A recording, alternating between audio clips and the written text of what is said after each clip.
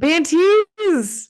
What a great day to be here with you all. We're so excited. I am one of your hosts, Sam Fisher, joined by the one and only, the Eagle. Ooh, go Eagle. Is that my Eagle voice? I don't know. That's my Eagle voice. For those of Hello. you, for those of you who have never heard an eagle make a noise, that wasn't it. We're delirious today, folks. We're delirious today. A little bit. Ooh. Ooh, Eagles. Ooh. Happy Oh to my be here. God. Happy to be here. Go Yeah, USA. Roll Tide. all of And it. go softball. Very, We very took a big trip weekend. this weekend. We took a trip to Upset City. We did. Population, apparently everyone. Everyone. So I would love to just like run down a real quick list of from the top Please. 25 and then let's dive in. Yeah, let's do it. Go ahead. Okay, so the obvious one, BYU beat Oklahoma 9-4. Duke swept Clemson. This is just in my notes. This is not an upset, but I was just like proud of them. Yeah, very big. Mississippi State run ruled Tennessee. Run rolled. Run ruled. Oklahoma State dropped 2 to Iowa State. LSU lost the series to Auburn. Georgia lost the series against Kentucky. And USF beat Florida, and then Florida dropped the series to Mizzou. So, yeah. Oh, Duke. I knew I wrote Duke down there for more than the sweep. They lost to Campbell. They lost to Campbell.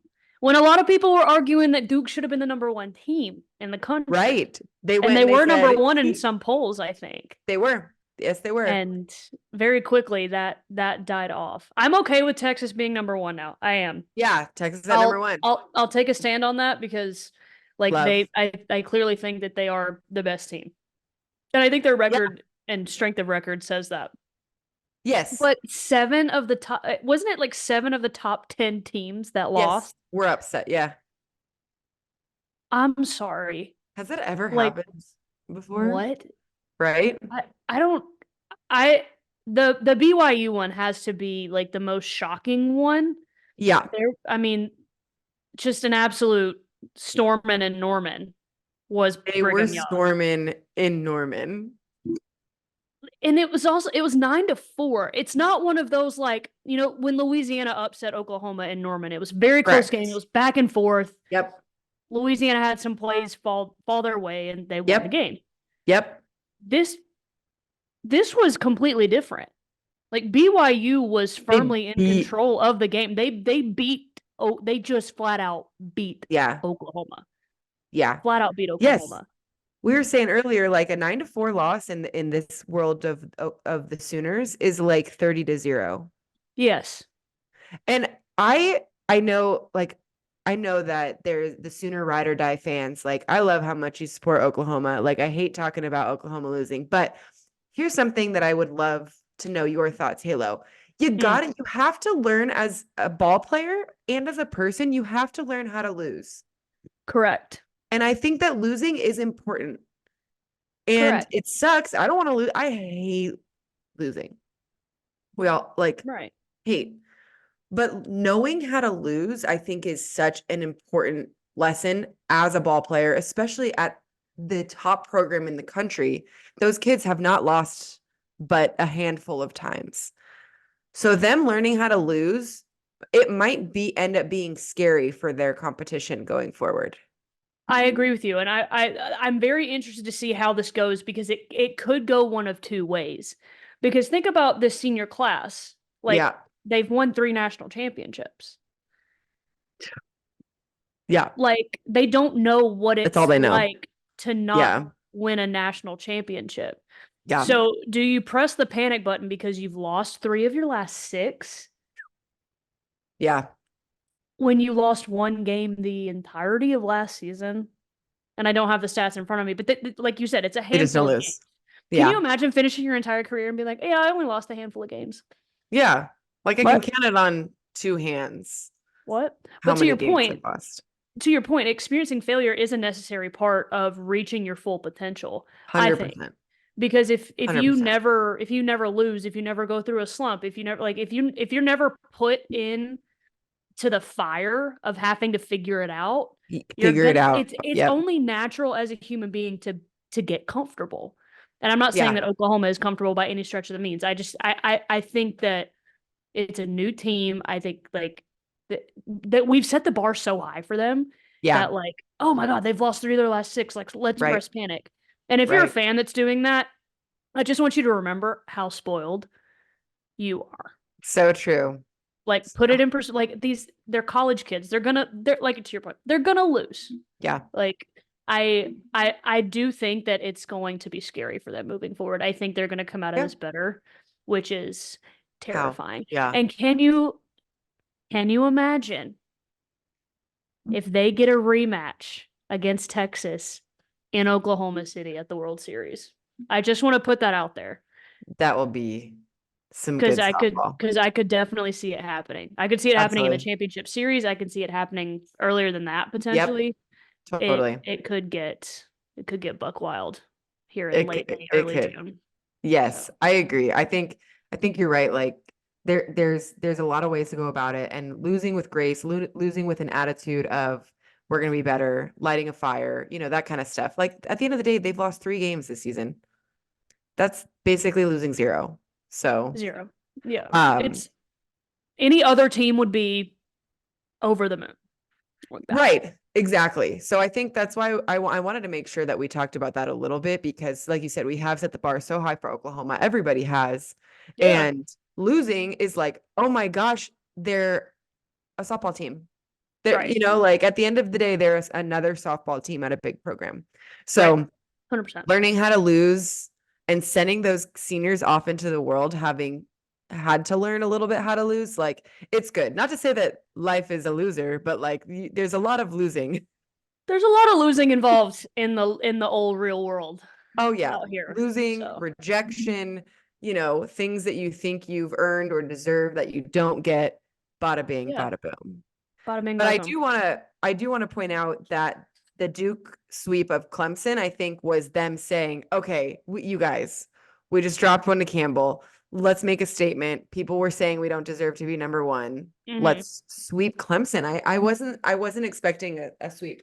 I wasn't either. Either way, that series, yeah. No, the ACC has been like very interesting this year. You've seen Florida State have a down year. Clemson, I would argue, has also had a down year. I don't think they've kind of lived up to their expectations as well. And them having so many veterans that are back, it's just kind of been surprising for me to watch and follow Clemson.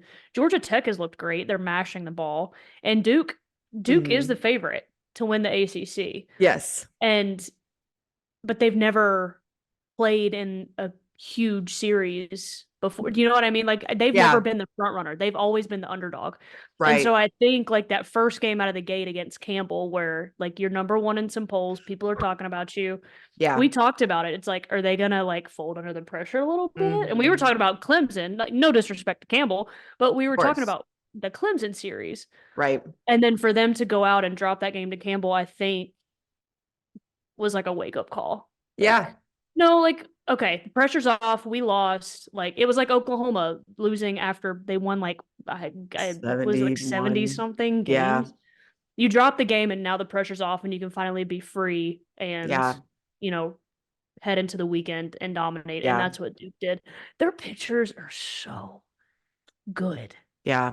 They're deep. They've got a well-rounded team. I think no wonder they're doing what they're doing and why they were getting the votes, why they were getting the number 1 nod, so, and hats off to Campbell. I mean, they beat them.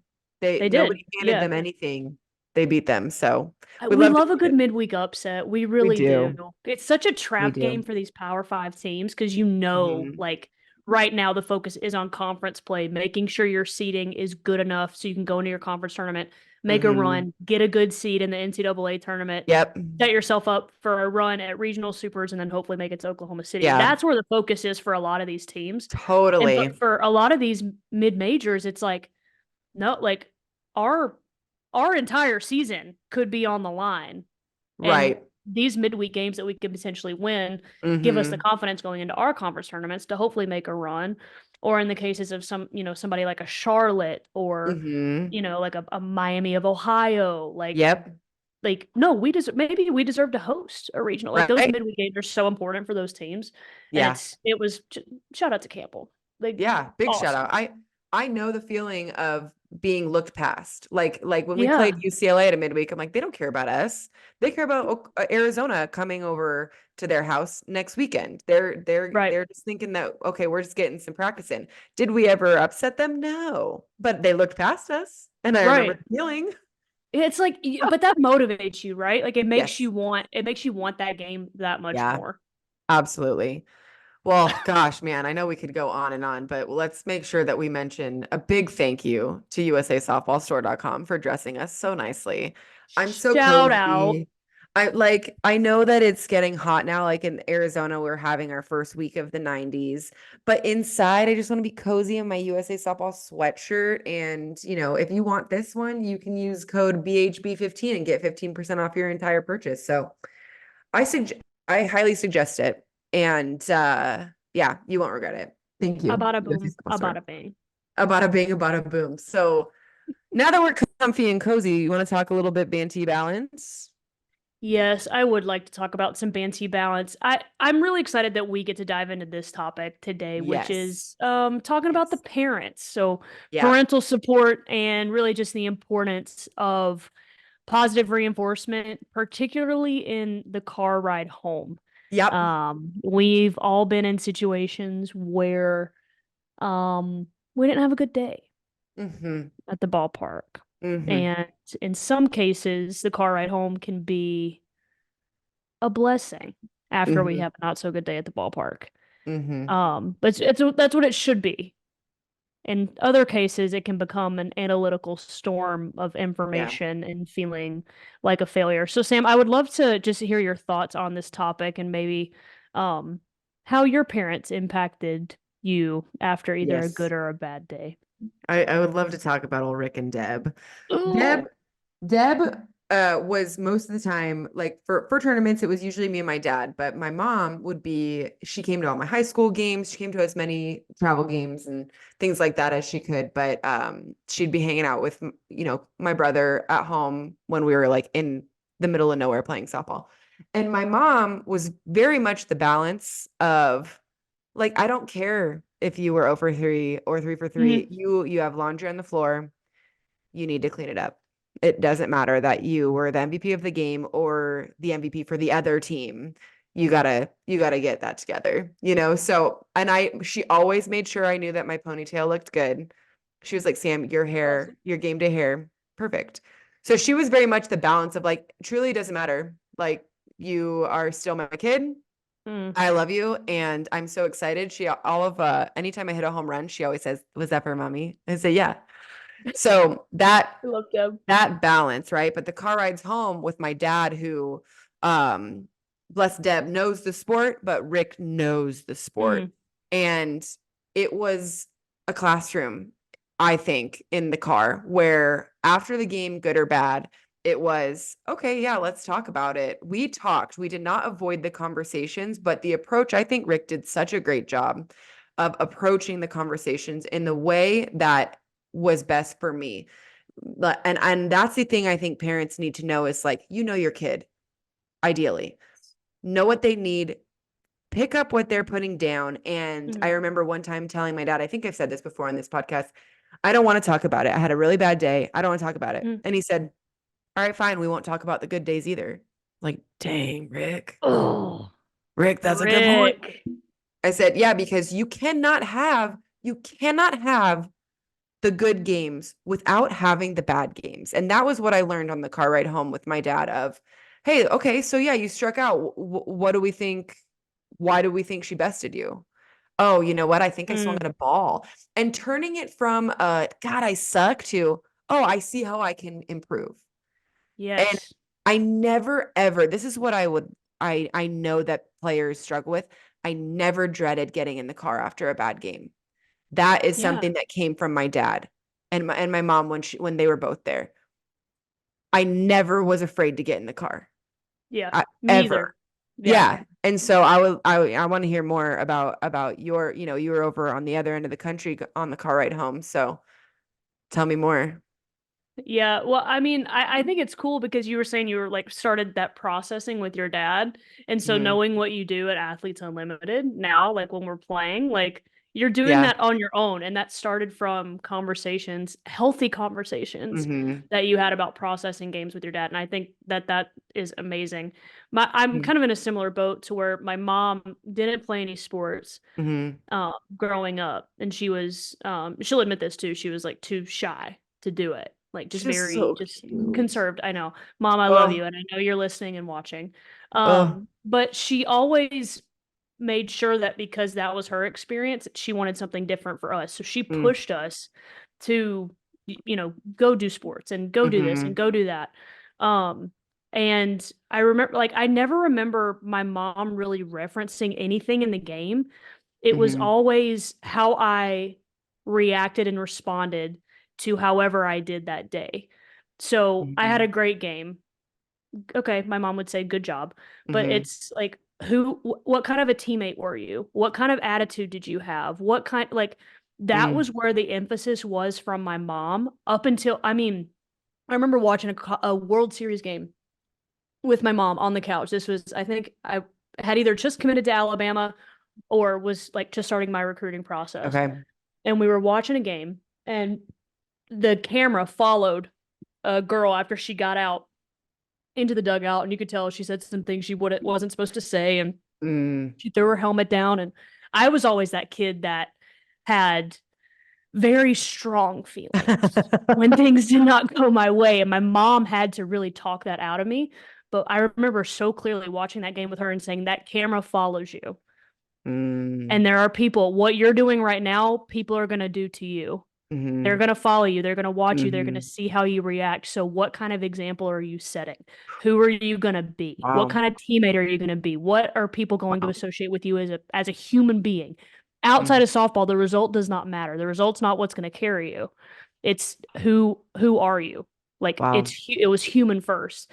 And I'm super thankful for that because that's what I think that's what's gotten me to the point I am in my career. Like, yes, I'm a great softball player. Don't get me wrong. Like from a physical standpoint, I'm great.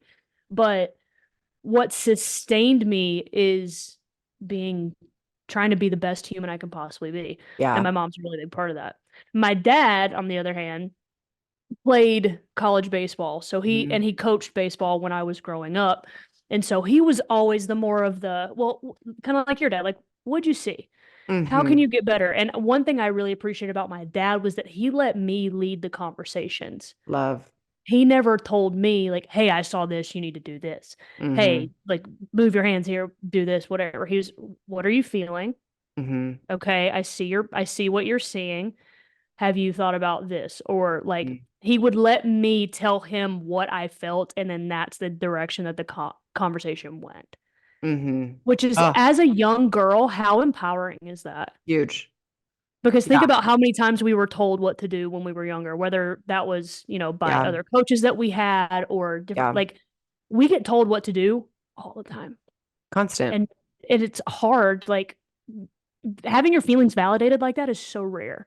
Yeah. I didn't know that when I was growing up, but I can look back on it now and be like, wow, my parents really empowered me to push past all of that stuff that was the on the field stuff's going to take care of itself. But like, who are you becoming? Are you being a good human? Like, are you learning to process things on your own? Like, am I empowering you to be able to do this without me at some point?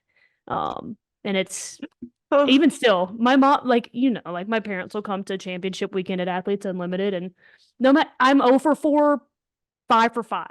I'm number 1 on the leaderboard. I'm dead last. And my sweet little mom has her hat on and she's just clapping for me and she's so happy. Yes. It's so cute. My dad's the same way. Always. I'm proud of you. I love you. Yeah. Here for you. It's so I love you regardless of how you play. Yeah. Yes. And I think what you said was really, I think, hitting in the right spots of we're always being told what to do growing up, right? And a lot of times we're being told, these athletes are being told what to do from a place of I know better than you do. And that is not empowering. It's I remember my dad, okay, hey, you're playing shortstop. You have runner. I'm 8 years old, runners on first and second, and you get a ground ball. There's one out. Where are you going to throw the ball? And like you said, letting me guide the conversation of, okay, let me think through this. Let me figure this out instead of I'm telling you what to do because I know better. In life, when you're 8, your parents do know better. They know how to, clearly. But in the sport that you're playing and they're spectating, letting you lead that, letting you show the thought process and the analyzing and the, recovery from losses, recovery from wins. I think that's huge. And I think about it now, like after a ball game, I call my dad. I say, hey, did you see that at bat? What do you think? And we could talk about it. And my dad will say this all the time. He's like, you can play softball better than I ever could. Here's what I think that you were doing. Here's what, maybe if you just try to hit that ball up the middle a little bit more, be like, yeah, you know what? That's exactly what I was feeling. And hearing it from you and brings you back to the car. Which is a sacred place. It's a sacred place. For sure. And I think you're hitting on a good point there too, is like what your dad has done for you is it's empowered you to be independent, to where like you don't need his advice necessarily anymore, but you want it. Yes, totally. And that's such an important distinction to make, because if you're a parent out there and you want your kid to go play college ball, or you just want them to be successful in life in general, like you're at some point the kid is going to have to flourish on their own. At some point they're going to flee the nest. At some point they're going to have to so if you can do that in a mini version, in a controlled environment when they're younger, it's going to set them up for success later in life, to be able to process things on their own. And instead of needing you to be able to breathe and function and get through something, they're going to want to hear from you. I think that's really, really important. That's so nice. I go through that thought process every time somebody on the internet comments on my swing, giving me feedback, where I'm like, nobody asked. Nobody asked for your advice. We didn't ask and we didn't want. But thank you for letting me know that I have no bat speed. Thank you so much for offering your JV baseball. Yeah, I appreciate the 2 cents, but my piggy bank is full. Thank you. Yeah, like come on. Don't be that guy. Don't be that guy. Don't be that parent to your daughter either. Don't analyze every single swing she's ever going to take. Yeah. Don't analyze every throw. Don't be a parent that changes stats and game changer. We know who you are. Yeah, it happens. Just let her play. Let her play. And it's okay. It's okay to not say anything. And it's okay to ask really empowering questions to your child. This is such an important topic. I feel like this is something we could just continue. I think at some point we might devote an entire episode to parenting. Parenting little ballers. You really think about it. You're with your coach at practice and in games, but who are you with the rest of your time? It's your parents. Exactly. Yeah. It's your family. And what kind of input is going in that brain of, it's a very important conversation. Bless. Well, I feel like I can talk about the HPP news of the week, because we got some other USA National news that I think maybe you'd be fit to discuss if you'd like. But yeehaw, yeah, we could do that. Okay. So this weekend, yours truly was in Rockland, California for an HPP event. We had about 100 athletes there. It did rain, it did pour, but we were able to pivot and work it out inside. So great adaptability. Event. Yeah, man, everybody was great. The event ran really smoothly. The kids had a good time. And those athletes will be getting their evaluations and invites within the next week. The ones coming up, we have Dallas this Sunday, 120 kids currently. Wow. They're still taking walk-up registrations, and that wraps up April for identifiers. May, we're looking at another busy month. We've got Maple Grove, Minnesota, May 5th, Cinco de Mayo. Cinco de Mayo. There it is. Honolulu, Hawaii, May 11th, and Houston, Texas on May 19th. You can visit hpp.usasoftball.com for more information or a list of other identifiers. But we're gearing up towards that final. I can't believe it's April already. We're talking about May identifiers. What? Yeah, where has the time gone? Like we're gonna be like in postseason softball before we know it. It's wild, and we're gonna be absolutely insane. Yeah, we're gonna be at our final HPP event at the end of the year, like tomorrow. So, Halo, I would love for you to kick off the national team news. Yeah, it was a pretty awesome week this week for Team USA. So USA Softball announced their women's team's rosters last Friday. That they did. And they've put together two rosters. One roster is going to represent the United States at the World Cup, as well as an elite team that will travel to Japan for the Japan All-Star Series. That World Cup is in Italy this summer, which is awesome. And I'm just going to give a shout out to the entire Women's World Cup roster here, and I'm just going to name it off 1 through 16. So here we go. At number 1, we've got Allie Carta, friend of the program and podcast. We've got Amanda Lorenz, Carly Hoover, Danielle Gibson, Wu Pig Sui, Deja Muli Pola, Hannah Flippin, yours truly. I am on the World Cup roster this year, which is really awesome. We're so proud. Janae Jefferson, Jesse Warren, Maya Brady. Woo. I wonder if Tom's going to come out to Italy. I don't know. We need to ask that. He should. Megan Faramo, Mia Davidson, Nicole Sister Bates. Sweet thing. Rachel Garcia, Savannah Jaquish, and Tiare Jennings. The head coach is Heather Tarr, who I believe we would get to hear from later on in this show. Just super exciting. Ma'am. And then she's going to be assisted by Jimmy Kalidas, great dude, Kyle Hollis, and Tim Walton. So that is your World Cup staff and rostered players.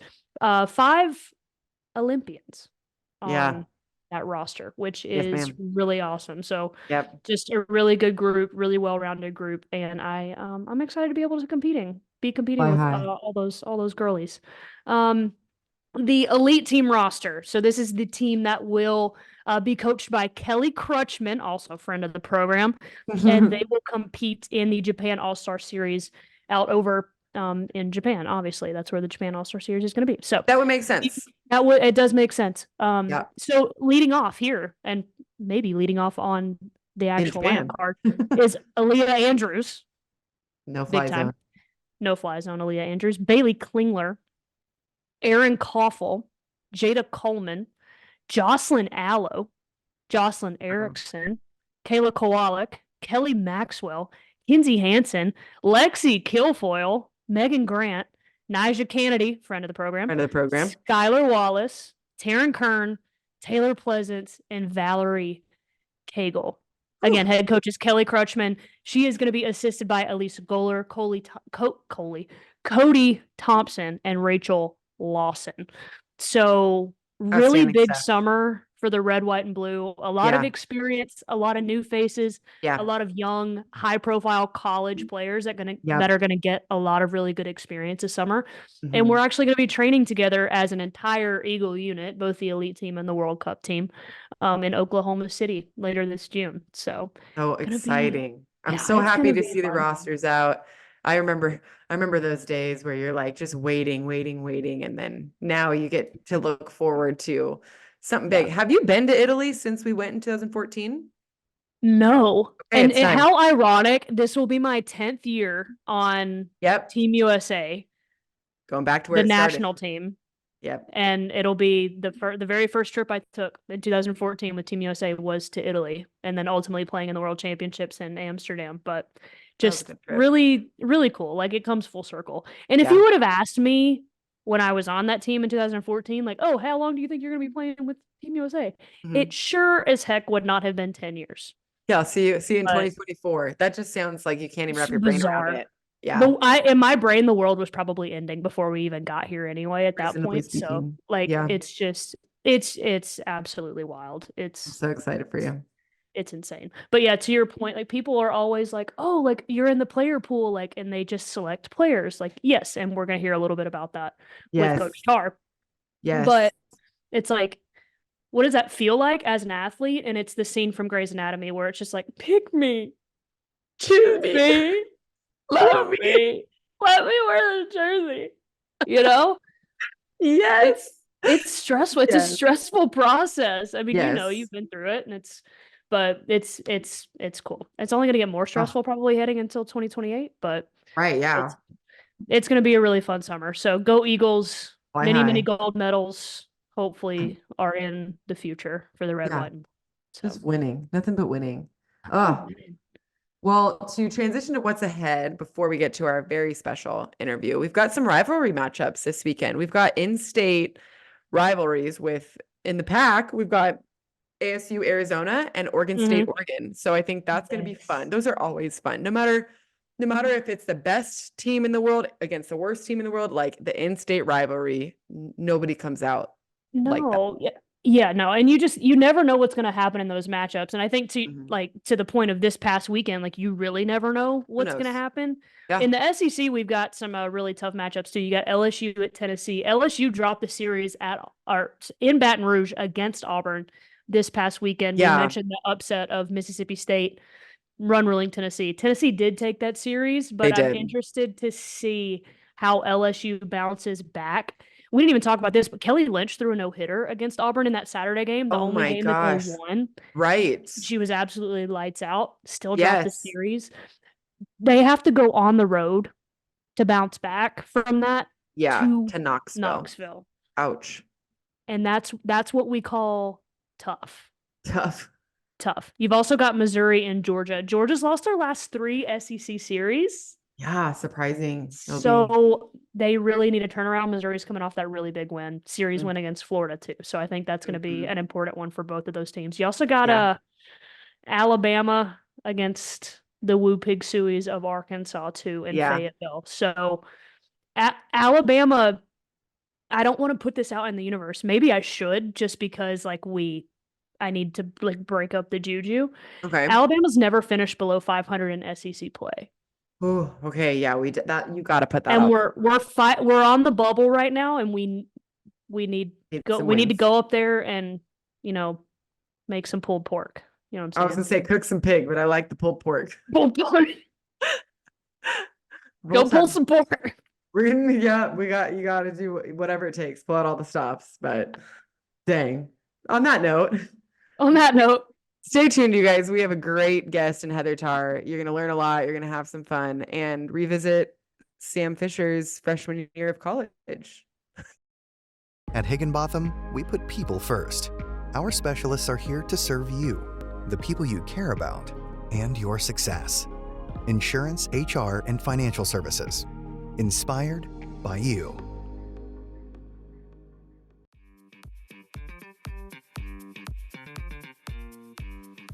All right, Bantees, do we have a special guest for you? We have the Heather Tarr. Coach Tarr, good morning. How are you?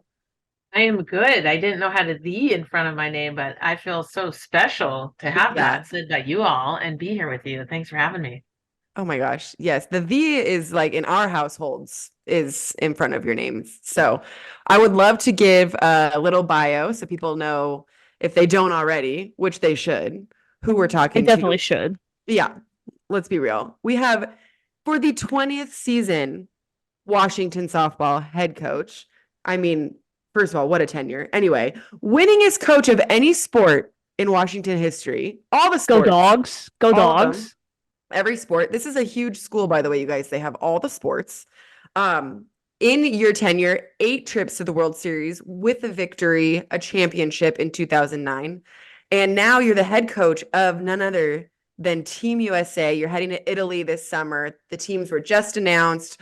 We have so much to talk about. You have such an amazing, coaching resume. My goodness. But how does it feel sitting here thinking, I mean, I'm sure time has flown, but 20 seasons as head coach, how does that feel? It feels overwhelming. When you're younger in the game, you're looking at coaches obviously Coach Wilson, the coach I played for, you felt like they were in the game for so long. And then you look at Mike Candrea and Hutch at Michigan and the people that, kind of laid the groundwork for all of us. And I'm like, whoa, I'm becoming one of those people by having a 20 in front of my thing. But I don't feel like I'm them, I just feel like myself. And, I maybe because working with so many of you all, but also in the collegiate scene, I feel like it doesn't age you. You certainly remember that, wow, you've been doing this a long time, but in a weird way, you don't feel like you've been doing it that long. Yeah, I imagine. That's so cool. I wanted to ask you, Coach Tarr, too, because you're the staff that you built this year. chock full of alumni, and we get to play with Sis Bates again this summer, which I'm like super pumped about. But talk about the role that they've played at UW this year and just how they've helped the locker room and the vibe. Yeah, I think they keep me honest in a good way where, I coach them. So some of the things that they'll say are cool because in a way, that they were doing the things that when they were student athletes, they're kind of like perpetuating all of that information, but in a better way. And so I think they're doing it our way and how we've done it, but even better. So when I say keep me honest, it's like, oh, they'll bring me back to like, just like Sis will make sure that we're always having fun, and Vic is so compassionate and kind, and sometimes I'll get like not in like a bad mood, or I'll just get like sharp and like short with one of my answers, and I don't mean to be like rude or mean, but they just kind of bring me back to what it's really all about, and taking care of your people. It's a proud moment to have all of them on staff, Courtney Gano included. Yeah. I think that's an awesome question, Halo, because looking at it, you have almost 3 generations there of different times, different teams. Do you feel like you've seen through them a growth or an adjustment or anything in the way that you've coached and what you've taught to the dogs? Yeah, it is levels of just kind of like who I've been, I guess, as a coach. So we also have Sammy Reynolds, who just graduated. Right. So you go from Lance Glasso, obviously he's never played for us, but he's been on our staff forever. So, he's kind of vintage like me. And then you've got Victoria, who played right after that national championship group, and is associated like through Danielle, Lori, and Jen on the Canadian national team. So you kind of have that era. And then next you have Courtney Gano's era. And I was a different coach in each of those eras, not in a bad way, but just sometimes I'm like, oh God, they remember me in this way that I don't know if I want to be remembered. But then I have my saving graces in Sis Bates and Sammy Reynolds. Like, feel like I was maybe better version of myself with them. And we kind of laugh about things that I would say or do, and we would do. And like I said, they kind of keep me honest and keep me humble in a good way. I love that. I love that so much. One thing that I've always appreciated about you, Coach Tarr, and getting to play with you for the past couple of years is, one, your honesty. You're very clear and very direct with your expectations, but you're also so adaptable, and you do that with such a light and such a joy. Are those qualities something that you had to learn over time and adjust to each team that you've coached, or is that just something that comes naturally to you? Because if it's something you learned, I really would like to learn as well myself. Send us the book. Oh my gosh. Write the book and send it. Yeah. You're so kind and sweet. And I've just loved every opportunity to become who I am through people like you, and just what an honor that I've been able to be around so many amazing people. I think that in and of itself is, the people that you're around make you. First and foremost, I am a child of Artie and Victor Tarr, my parents. And so I'm probably more of each of them than anything. But I think, through the creator, he allows all of us to be parts of other people that have come into their lives and your lives. So I feel like I'm a part of everybody that I've been a part of. But it starts from my parents. So I would imagine I probably am a lot like my mom, and how she mothered us, and how I coach and relate to others, and a little bit like my dad. Probably the directness comes from my dad. But I think also too, just all of the players and coaches I've been able to coach with are part of me, and try to live the best parts of everybody, and how I live my life. What's so awesome. I love to hear that from the coach's perspective, because I know as a player, my dad from a young age has always said, you can learn something from anybody. Anybody can teach you something. And that is, to me as a player, like a little bit here, a little bit here. But as a coach, you're learning all the time too. The learning seems to never stop. Do you feel that way about that process? It's so true. I love how that reminds me, like, that's so important that, you can be, I guess, like, the whole point of living life is to be present and be where your feet are. Mm-hmm. And I think so much of life where, especially when you start comparing yourself through so much like social media that's out there and those like stimulants, I guess, distractions. But I think that is such a good lesson. Like, you can learn something from everybody. Is just a lesson about like, be where you are, because you're never going to get these moments back. And I do agree. I feel like I love learning from people. And, like I said, like, I didn't invent anything. I'm just who I am through the people I've been around, and try to be a sponge and not try to be like in a space where you're trying to like be something you're not, and try to be more than you are, or a leader that you think people, think you're supposed to be. Just being who you are in the moment and being the best you are in that moment. Yeah. Oh, that's beautiful. Yeah. Well said. Beautiful. Well, I want to transition a little bit, Coach Tarr, to the national team this year. What are you most excited about with this team specifically? And then part 2 of that question is, what if you could give like a little synopsis of a vision for where you see USA softball heading towards 2028? Just what would it be from your perspective? Yeah, that's a great question. And thanks for that. I think the group, I see the group as an entirety. So we had the opportunity to keep an elite team, or fund an elite team, in addition to the women's national team this summer. And I think those opportunities for groups, and this group specifically, if you're going to think about this cohort of women get to go over the next 4 years to try to be a part of that 2028 Olympic team, I think it's so important that the elite team is there with the national team, not only to keep the pool competitive and continue to grow the program in the most competitive way possible, so it can be its best self in 2028. But I think, the 16 that did make the national team, you yourself, Miss Veteran, Halo included. I'm just old. No, me too. That's all I mean. Me too. It's good to be old and wise. But that group is going to be an exciting group. You've got 5 women that were part of the 2020 games. That brings us so much experience. So that's a third of the team. And then the other 2/3, are some veterans who have played on our teams in the last couple of years. And then you've got 2 new names in there, Danny Gibson and Jessie Warren, they're exciting. And so I think I'm excited just about putting a group of veterans and kind of like that middle piece, and then some new in there, and have that veteran group keep us together in a great way, but then also have the opportunity in Oklahoma City to train before we head out to Italy, and allow that elite team to help us get better and us to help them get better, and create like a core of us.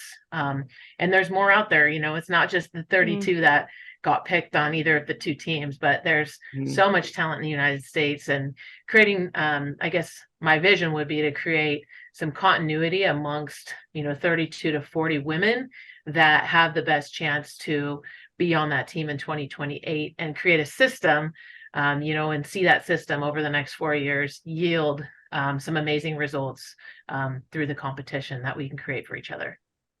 Sounds gold to me. Sounds really gold. Sounds golden. I would love to hear from you, because you touched on social media a little bit ago, and when things like this are announced, people be having their opinions, and they think, where is she? Why isn't this player here? What's going on? Softball. So I would love for you to give some insight on how these teams are selected, whatever you can tell us, so that people can understand a little bit more, that it's not just this coach is picking this person. And, I would love some clarity for those who don't understand. Yeah. It's I would never understand either if I wasn't on the inside, because it's really, it's hard to understand how, even like you're on the outside of you're a soccer fan, you're watching the USA soccer pick their teams, and you have no clue about the basketball. I was trying to look that up actually earlier today. Like, I wonder who the head coach of the Paris Olympic team is, for US. I don't even know who that is for the women's basketball. So just being a little bit on the outside, even of softball, I'm sure there's a lot of like mystery to it. But how it works, every single year you make a team that has a chance to, and I feel like I'm still learning it, but like every year you have a chance to make a team.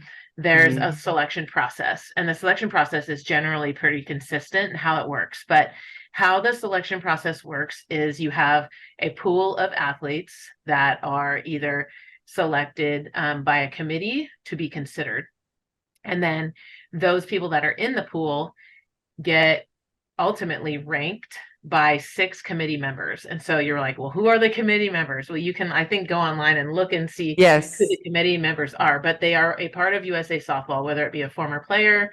Kat Osterman's one of the committee members, and several others are a part of the committee, including the head coach is 1/6 of the committee. So the first 9 women that make the team are processed through this thing called a forced ranking process. So each of the committee members lists, let's say there's shortstops, and let's say there's 7 shortstops to pick from.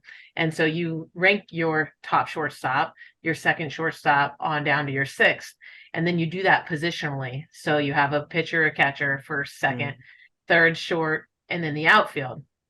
So then once the selections are like accumulated, the person that gets the most votes is the shortstop for shortstop, the second baseman for second base, and so on and so forth. So then you have 9 people that make the team.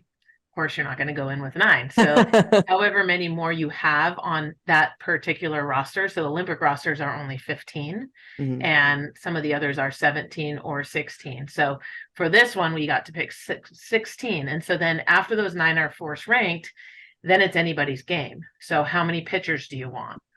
How many pitchers do you need? Do you need a lefty? Do you, whatever it is. And then, of course, you can't just have, one catcher. So you need another catcher.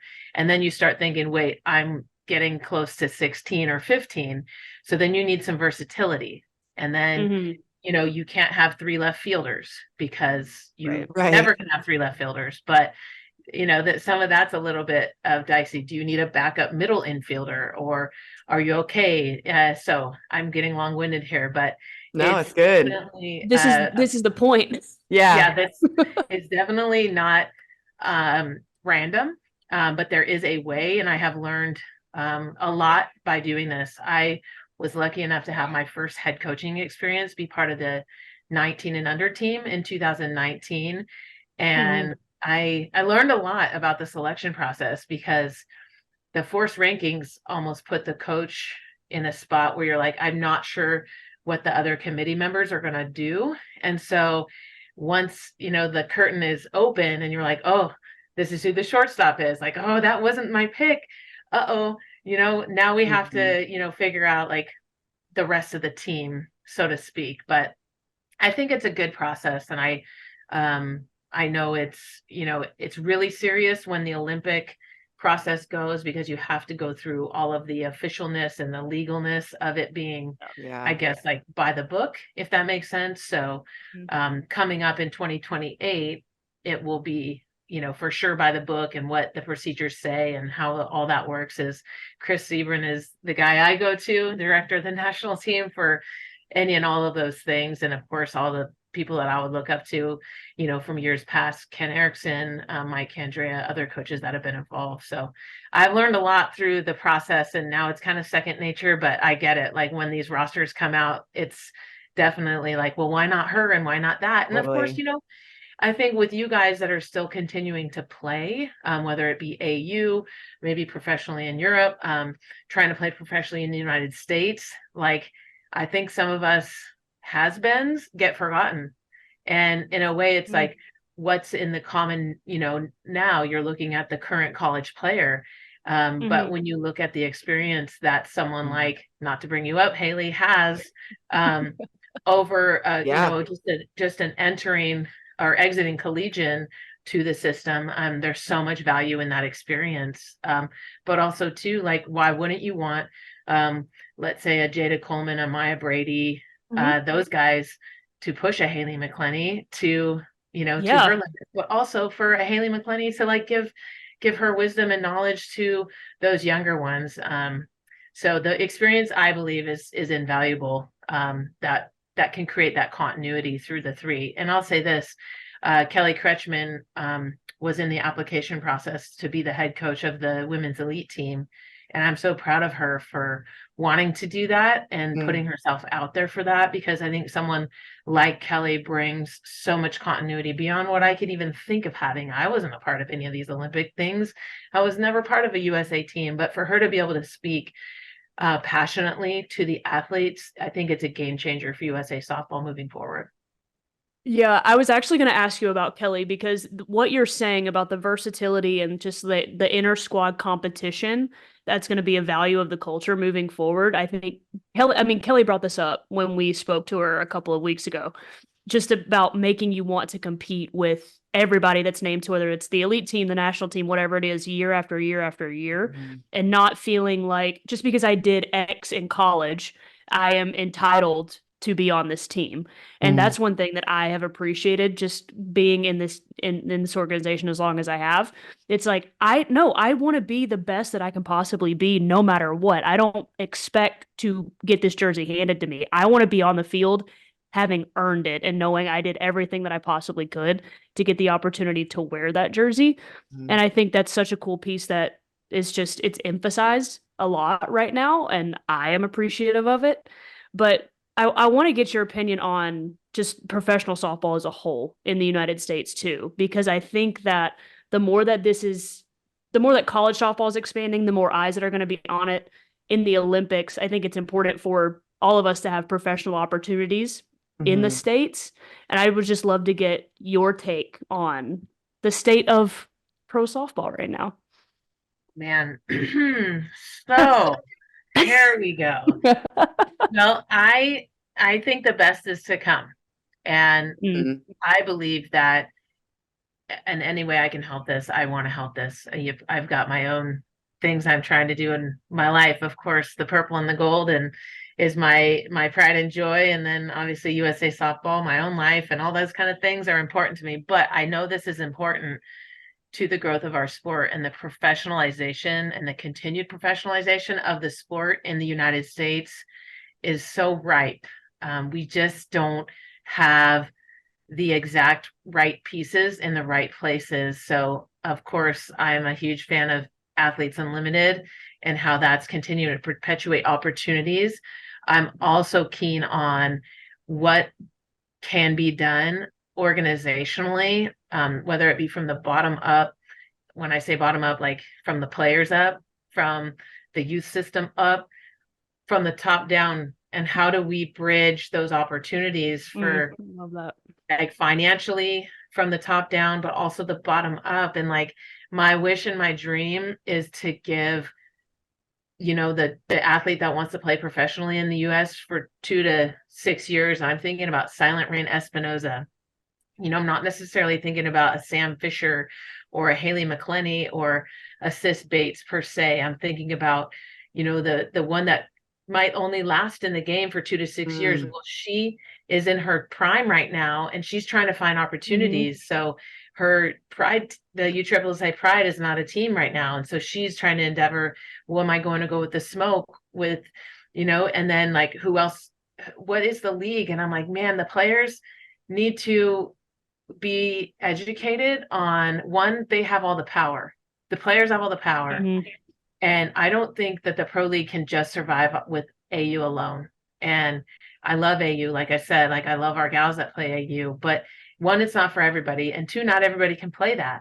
Right. So then what is the other, and we're weather dependent sport. So how do we can't leverage like basketball and volleyball can all year round and be like, well, this doesn't fit here, so it's got to go in December. Well, it doesn't ever go in December really in the United States. So how do we figure out how to unify ourselves as a sport, but you all right now that are in your primes and still able to play, to have the people that want to come up have a legitimate experience if they want to play on a team in a legitimate league and not have to necessarily go to Japan. Like the time is now, but for someone like, I go back to Silent Rain, recent graduate at the University of Washington, third baseman, she's like thinking my biological biological clock is ticking. Yeah. Whatever that means to you, it is. And I'm only going to be able to do this for so long financially. And then just as a human, like, what do I want to do next in my world? So I don't know, like, I don't know how to intervene in someone's career and be like, okay, you're into your second year pro, don't play right now. Don't play until the experience, and you all can get the experiences financially funded in the ways that are right, but also professional. And I mean professional, like you're traveling by a charter bus, or, you have a locker room, you have these kinds of things. So like from all of that to up here, like a salary, like how do we get it to where it needs to be? And again, like I said, I have other fish to fry in my life, but and I have a lot of like thoughts in my head about how it could go, and bless the people that have supported the pro leagues, and John and Jonathan with AU, like but there's more investors out there, and we can continue to grow what we have, and we have to. And I think the time is now. I mean, there's like a finite opportunity right now to create an infinite like grand scheme for softball. Yeah. Yes. Heck yes. Well, let's go. I love getting your take on that too, because I think, and I don't want to speak for you, Sam, but one of the reasons I think Sam and I both continue to play is that the next generation behind us can be like, I'm a professional softball player and that's my full-time job. Period. Like, I make enough money. I can afford to go hit at these facilities. I can afford like a private strength coach to pay, and I can afford all of these different resources to continue to fund me playing long-term and making a salary. And I also think too, it's important for us heading towards 2028, hopefully towards 2032, to have a domestic option, to your point of the competition factor of just making our USA athletes the best that they can possibly be. Because college softball, it's not close. You're getting better every single time you step on the field because you have no other choice. And you know what I mean? Like, how can we translate that to the pro leagues and make everyone better for longer so we can win more gold medals? Yeah. That's and I think about when I went into the MPF, and I didn't have a teammate that was over 30, and now I'm sitting here at 33, and I have lots of teammates who are over 30, and I think that in just my span of professional time, it has grown. And the part I think that is hard is knowing that what we're doing now, we won't see the fruits of. We're doing it to do it. And like, at the end of the day, I'm pumped about what we're doing, but I still want to win. I want to win. I want to compete. And then because of these things, then the next generation will be able to maybe just say, yeah, no, I play pro softball, period. Like I could buy a house. Like, crazy. Yeah. Imagine. So all this really fires me up. Yeah. We could probably talk 4 hours about minimum. this, but yeah. I do believe we are headed in the right direction. I really do. Yes. And I appreciate too, Coach Tarr, that you did mention the has-beens, the people with the experience, the veterans, because things have changed a lot in the time between when I graduated to now, and even from when Halo, and then even these younger kids, things change, but the sport is the sport. And you don't know. I remember thinking this when I was a senior at LMU. You don't know you don't know what experience is until you have experience, and you can't put a finger on it. You can't describe it. And then you get to a point where now you are in this position with, like, Halo, being able to take somebody under her wing and explain what it means to wear these colors, what it means to be an Eagle, and I really appreciate you saying that, about just all the levels and all the different types of players that we see in our sport. Yeah. Awesome. Yeah, you just even think about the opportunities that these women, the small opportunities that these women have to perpetuate their game. And I feel like for the last Olympic group, is kind of few and far between. You choose to go to Japan and you expose yourself to the Japanese system in a way where that could be positive, it could be negative. But I know, like, I'm going to think about like a Carly Hoover and an Allie Carter, for example, the opportunities that they've made for themselves and continue to commit to playing over there in Japan. I mean, that's a life commitment. Half the year, 12 months, 3 in the front of the summer, and you have a summer free to do, USA stuff or whatever. And then the backside of the summer, I mean, that's your life. And they committing to those opportunities to really sharpen themselves as softball players. I mean, that says a lot. I highly respect that. And, I wish, like, Haley, you're saying, is that there were, more of a domestic opportunity to do that here. But I definitely tip my cap to those women who really grind that out there. Because it is hard to do it here if you don't do that. Yeah, that's true. Well, Halo always has a good wrap-up question. Before, I know we've been talking about some serious, legit stuff, but I gotta bring up a question before Halo asks her wrap-up question. In 2009, I was a mere freshman, and we opened the season in St. George, Utah, where we played none other than the University of Washington. And I don't know if you remember me. I struck out 3 times against Danielle Laurie, and we lost. It was a close game, surprisingly, for LMU. But I will never, ever, that was my 5th game in college. And I remember, okay, this is the show. This is Danielle. She is gassy. I foul tipped a few balls in my 3rd at bat and was stoked. So I just had to throw that out there, that my experience with you on the field, I was like, hey, we played the Natty Champs, whatever. I was hoping you were going to tell this story. I do remember that. It was a close game. It was like 2 to, I don't know. It was 4 to 2. Close. You guys pulled it out 4 to 2. It's a nail biter, though. The rest of the year, we were like, hey, Washington won. Good. We helped them get there. You did. My 3 strikeouts were very pivotal in our 2-run score, but yeah, how they do it without you? Come on. Yeah, right. Yeah, seriously. Oh, yeah, man. What are you gonna do? And then I learned a lot. I learned a lot as a freshman. My very first tournament, playing literally Washington, the future Natty Champs, and that was, I remember, just what a way to start off your collegiate career. And now you're a Hall of Famer. So now, yeah, what the heck? Greatly due to that game. They're like, she struck out with intent those 3 at bats. She worked so hard. You laid the foundation. She swung every time. All right, Halo, the floor is yours.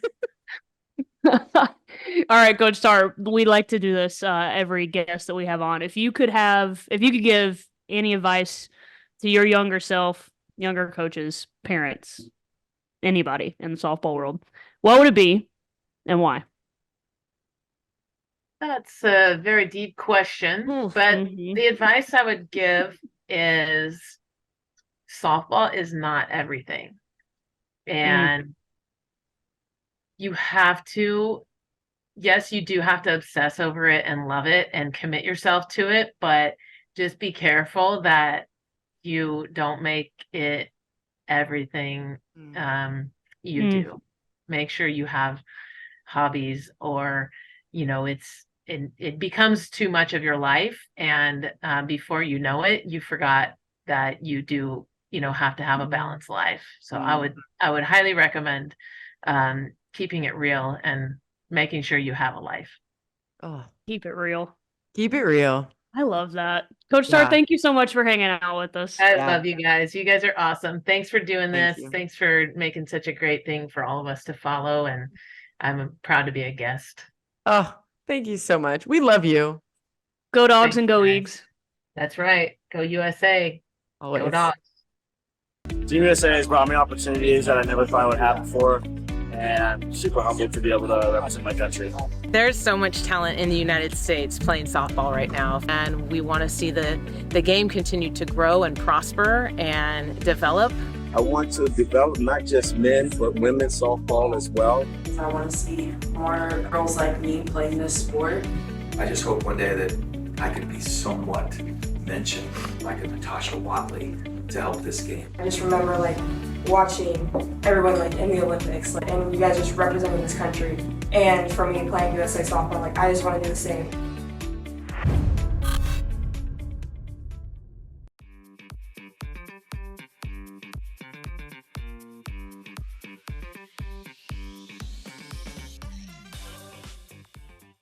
Team USA has brought me opportunities that I never thought would happen before, and I'm super humbled to be able to represent my country. There's so much talent in the United States playing softball right now, and we want to see the game continue to grow and prosper and develop.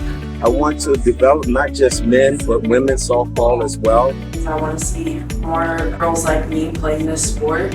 I just hope one day that I could be somewhat mentioned, like a Natasha Watley, to help this game. I just remember like watching everyone like in the Olympics, like, and you guys just representing this country.